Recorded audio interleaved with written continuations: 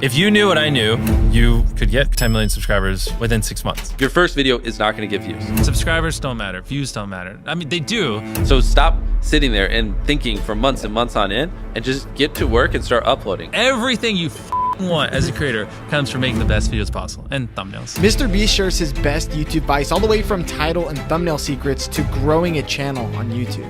It's much easier to get 5 million views on one video than 50,000 views on 100 videos. He also reveals how he's able to hook in viewers in his videos and what he would do if he started over from scratch. What advice would you give yourself when you were starting out? Your videos suck. You think your videos are good, but they suck.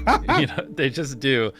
And the sooner you learn how to make good, great videos that people actually want to watch, the sooner you'll get views. I think is the biggest takeaway. Because like when I was 14, I thought my videos were the best in the world. They weren't. They're terrible. Many people are making way better videos than me, but I didn't think that. And I think, you know, to be successful, you kind of have to have a little bit of that ego where you're like, you know, my content's great. You got to believe in it. But also like, if you have sub 1,000 subscribers, like there's a good probability your videos just suck. They just do. And you need to make hundreds of videos or 100 videos. I don't know. Depends on the difficulty of your videos. Improve something every time and just like get to the point where they don't. When you make good content, you'll blow up. It's not the algorithm. It's not anything. It's just like me and most people who are in my position, you just make terrible videos. And that's okay because you got to make a bunch of videos and improve over time to be great. Like you don't just pick up a baseball and become an MLB level athlete within a year. You know, it takes many years, and YouTube's kind of the same way. A lot of people get analysis paralysis and they'll just sit there and they'll plan their first video for 3 months. And yeah, any of you listening, if you, especially if you have 0 videos on your channel, your first video is not going to get views, period. It's not. Your first 10 are not going to get views. I can very confidently say that. So stop sitting there and thinking for months and months on end and just get to work and start uploading. Like all you need to do, this applies to people who have not uploaded videos but have dreams of being a YouTuber, is make 100 videos and improve something every time. Do that. And then on your 101st video, we'll start talking like maybe you can get some views, but you know, your first 100 are gonna suck. There are very freak cases like Liza Koshy or Emma Chamberlain who have really good personalities and it doesn't take them as many videos. And it's just like people who are 7'5" and making the NBA. Like, yes, there are freak cases you can find, but for the average person like us, you know, who don't have these exceptional personalities and, you know, backgrounds in filmmaking, just make 100 videos, improve something each time, and then talk to me on your 101st video. How do you improve something each time? The second one, just, I don't know, put more effort into the script. The third one, try to learn a new editing trick. The fourth one, try to figure out a way that you can have better inflections in your voice. The fifth one, try to, you know, study a new thumbnail tip and implement it. The sixth one, try to figure out a new title. There's infinite ways. That's the beauty of content creation online. There's literally infinite ways, from the coloring to the frame rate to the editing to the filming to the production to the jokes to the pacing to every little thing can be improved, and they can never not be improved. There's literally no such thing as a perfect video. What YouTube wants is they want people to click on a video and they want to watch it. Like at its core, that's what it is. Now you can like draw little lines and go as deep as you want into how to get people to click and to how to get people to watch. I mean, essentially by studying the algorithm, you'll learn that you're more studying human psychology, right? What do humans want to watch? Anytime you say the word algorithm, just replace it with audience and it works perfectly. Like the algorithm didn't like that video. No, the audience didn't like that video. Literally, that's it. If people are clicking and watching, then it gets promoted more. And that's literally all the algorithm does, is reflect what the people want to a T. And if you deny that, you just make terrible videos and are trying to find a scapegoat. What makes for a good title?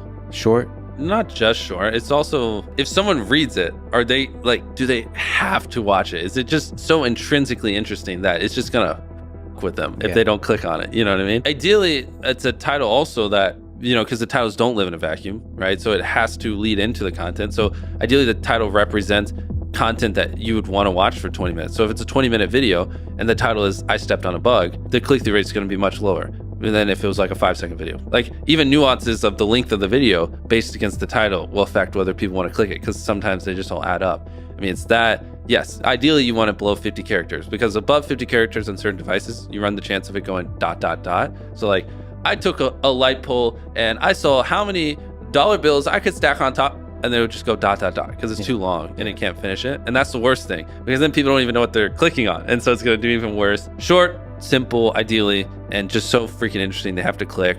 And it is a good segue into the content, and it represents the length of the content. The more extreme the opinion, typically the higher the click-through rate. If you can like pay it off in the content, then it just supercharges it. So like, Oh, so you have a kind of estimate of the extreme. here, like this water, right? If you're like, Fiji water sucks. Yeah. That would do fine. But if you said Fiji water is the worst water I've ever drank in my life, Yeah. way more extreme opinion would do way better. But you have to deliver. Yeah, but then you have to deliver, because the more extreme you are, the more extreme you have to be in the video. I heard you guys talking about autoplay on YouTube, Yes. and I've never considered it. I've always thought about the thumbnail, but now on YouTube, videos automatically play. Of course. So before you film a video, what is the thumbnail? What is the video? And then what's the first 5 seconds? And then what's the first 30 seconds? You know, by the first 5 seconds is like goes with the thumbnail. Because it's possible that people open YouTube and They don't see it. They don't Especially even see the for thumbnail. us, because like for so many people I've watched hundreds of our videos, when I upload, I am first on your homepage. So like you just literally don't even see the thumbnail because it autoplays so quickly. So like the thumbnail is irrelevant. I have to like visually convince you to click on the video. Wow, that's so interesting. Yeah, that's why we go so hardcore. Dude, that's so crazy. So do you consider also captions in those first 5 seconds? Because Of people course, aren't all watching of it. with Yeah, audio. everything. Yeah. Everything. Yes, 100%. Wow. So those first 5 seconds, that hook is now even more important than it ever used to be. Oh, 100%. Yeah, before it was important because you had to convince people to watch. Yeah. Now you have to convince people to click and watch at the same time.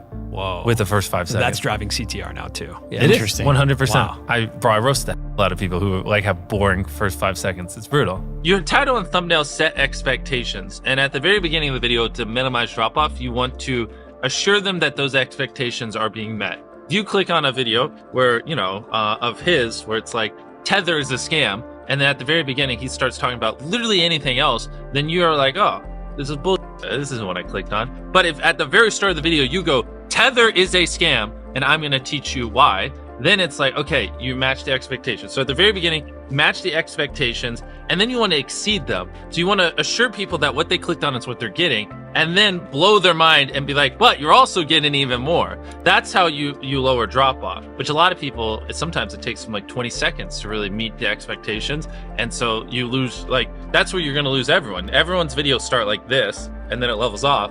So you want to reduce the amount of people that click off on the audience retention graph. I hope you're popping up graphs while I'm saying this, so it's easier for people to visualize. We really should drill this home, because like the number one thing is like retaining as many people as possible at the start. Because like envision a chart where you lose 35% of your viewers in the first 30 seconds, and then envision one where you only lose 20%. That's 15% more people that are watching, you know, throughout the video than not. And it's not like you made the whole video like a bunch better. You just had a more strategic intro that hooked them. I'm struggling to put this into words and like to really impose how important that is, but like that 15% difference in viewership really does make the difference between hypothetically like 2 million views on a video and like 10 in my head. The thing people undervalue the most is literally the first 10 seconds of the video. Like, Yeah. I think I can quote it. I tied up an FBI agent and I have $100,000 in this bag. Here's a knife. Good luck, and I just run away. Like, it gives you everything you need. Yeah. No wasted words, short and concise, and then tension. You basically want to remove every dull moment. You probably want to find the 10 most critical people you know, make them watch the video and just roast it. You know, certain things like if I just talk to a camera for 10 seconds without a cut, like a lot of people will just like get bored or they'll lose interest. So like having a B cam and a C cam, and just, you can just talk for 10 seconds, but 3 seconds in cutting to a B cam and then a C cam, like now it's more interesting, even though it's essentially the same thing and not that crazy. But you want to have good pacing. Typically having a payoff at the end keeps them, right? Last leave circle wins 10 grand. If there is a low moment halfway through, you're going to watch to the end because you want to see who wins the 10 grand. So having a good payoff at the end. How do you keep viewers watching and, you know, happy with the video? I would say just give them why they clicked, tell them why they should watch, and then just stick on topic. Like that right there isn't even super complex, but that would already put you in the upper echelon of YouTube.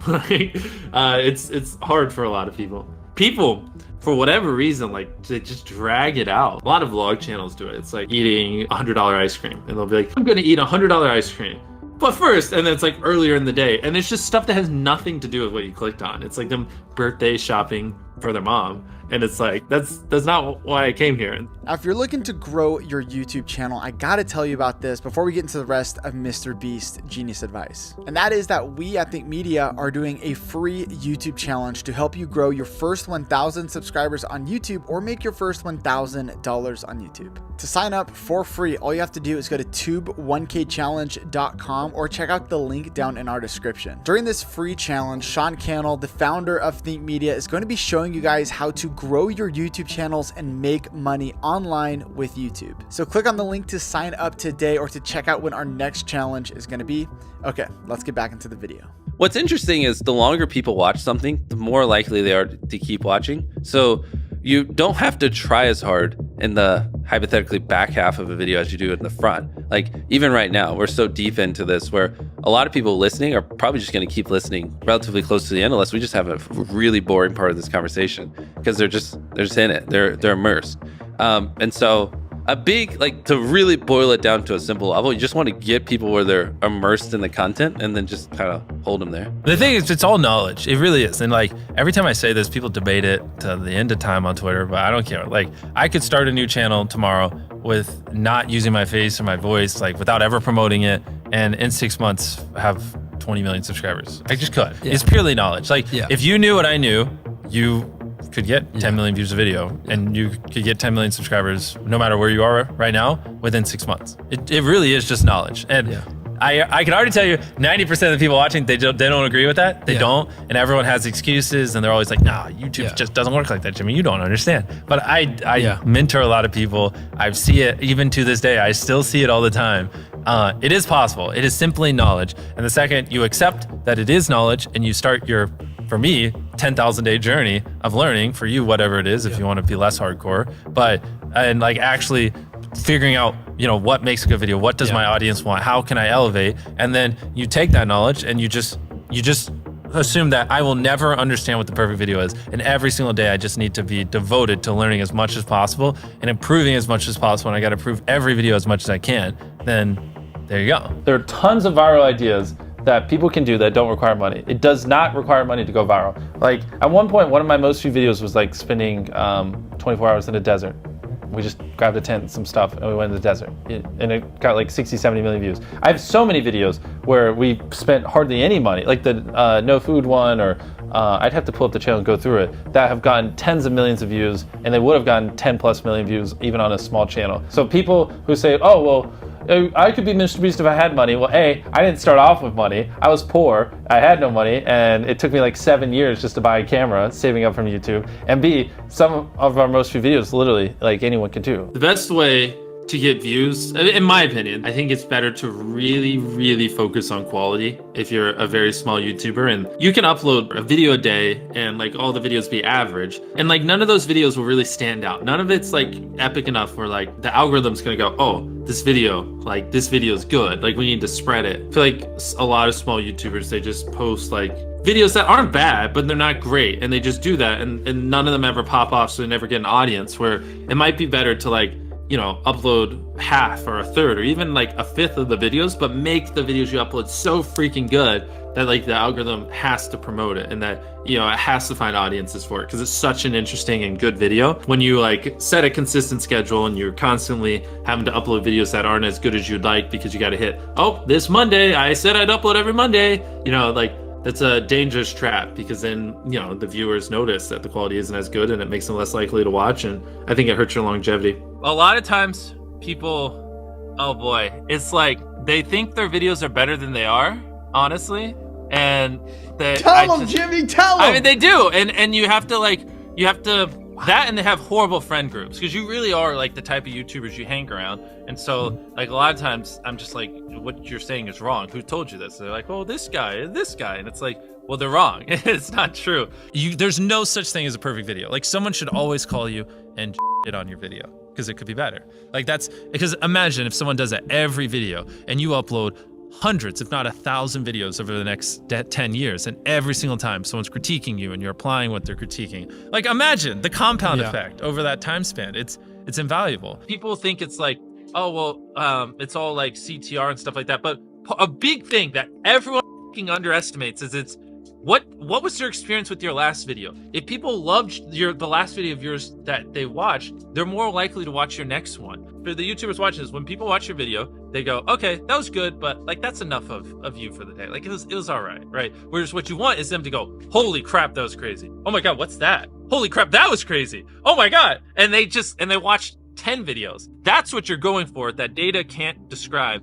And like, I've never heard anyone talk about that, but that is it. That's how you get these high view counts because people watch 10 videos, not one, you know? It's okay to draw inspiration from me, but just don't do what I do to a T. It's not like $1 versus blank. I'm the first person to do it. But I just, you know, saw that format and I was just like, how can I do that 100 times better? Right. How can I put 100 times more creativity into it? How can I level up the editing by 100 times? How can I spend 100, blah, blah, blah. And that's always my mindset. How can I, like, if I get inspired by something, how can I do that but 100 times better and make it my own? Whereas a lot of people are just like, oh, MrBeast did that. I'm just gonna do it. Yeah, how do I make a good thumbnail? How do I get people to click my video? You want it to be simple. You want them to be able to, like, when they're scrolling through their suggested or homepage or whatever touch point, you want them to instantly be able to understand what you're conveying. And you want them to feel some type of emotion, you know what I mean? The way I like to phrase it is you want to make it so interesting or spike their curiosity or whatever emotion so much that, like, if they don't click it, they'll wonder, you know, when they're before they go to bed, like, what happened? You know what I mean? Like an example would be like, if you uploaded a video, I rode a skateboard with 1,000 other people on it, and like people are falling off the side or whatever. And I'm envisioning like a giant skateboard and people like hanging on the side of it. Maybe it's like about to go off a big ramp. If you don't click that, you're gonna like be so curious. It's gonna be on your mind, you know? Later in the day when you're daydreaming, you're gonna think like, huh, what happened? What happened to those 1,000 people on that skateboard? That's kind of the mindset I think you should have when making thumbnails. How often do you change a thumbnail on a video? Is that something, do you usually just stick with one or you try different ones? Well, I think we get better at making thumbnails every year. So it's more, when I upload a thumbnail, I usually think it's good and I don't change it most of the time. But what happens is like 3 years later, I look back and I'm like, oh, that's a horrible thumbnail. And so it's usually like every 2 years we just go back and update a lot of our older thumbnails just because they're terrible. Just with like the new knowledge we have and what we've learned. And funny enough, that actually usually does help quite a bit when we update the thumbnails on old videos. They usually do see a little bit of an uptick because they're just, you know, if we take an old thumbnail where it's like seeing if whatever, like 100,000 magnets can stop a car, and it just looks terrible. And then with the new stuff, I know we zoom in a little bit so it's a little more visible and make things look better. Then magically it starts doing a little bit better because now people actually understand what it is because I'm not as much of an idiot anymore. In 10 years, YouTube's going to be bigger than television ever was for culture, in America at least, in my opinion. And so I think a lot of people underestimate that, and I don't think people really understand just how, like, to be one of the top creators on the biggest social media platform, and that will also be the biggest in 10 years during that whole time, like the amount of value and how crazy that is. Like, you don't need a network, you don't need you know, to go through people. You just are. You can do whatever you want and you can influence people how you want. It's just wild. It's mind-blowing, and you can leverage that to build businesses or, you know, like do things like Beast Philanthropy or whatever. I think like people don't realize just how much influence the top YouTube channels have. No one's ever gonna do what I do better than me. Like, it's just not, it's not even humanly possible. Like, I reinvest every penny I make. I work every hour I'm awake. I devote every atom in my brain to solving this. I hire the best people on the planet.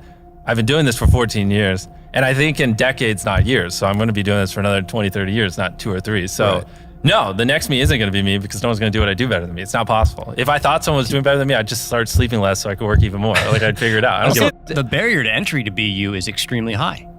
Right? Especially where you're well, at it's just because I'm all in. I'm crazy. Like, people shouldn't be me. I don't have a life. I don't have work-life balance. My personality, my soul, my being is making the best videos possible, entertaining my fans as best as I can. Like, that is what exists on this planet. And I don't recommend it. You know what I mean? Like, you should have work-life balance. You should not devote your entire life to this one thing. Like, go have fun. Like, you know, I'm miserable a lot of times. I have a mental breakdown every other week because I push myself so hard. Like, I don't recommend it, you know? What do you think gets us to 1 million subscribers? Well, subscribers is an arbitrary number. Okay, so a million views of video. No, you should ask me, what helps us make the best videos possible? That's the only question you should ask me. Subscribers don't matter. Views don't matter. I mean, they do, but all that comes. Everything you want as a creator comes from making the best videos possible. And thumbnails.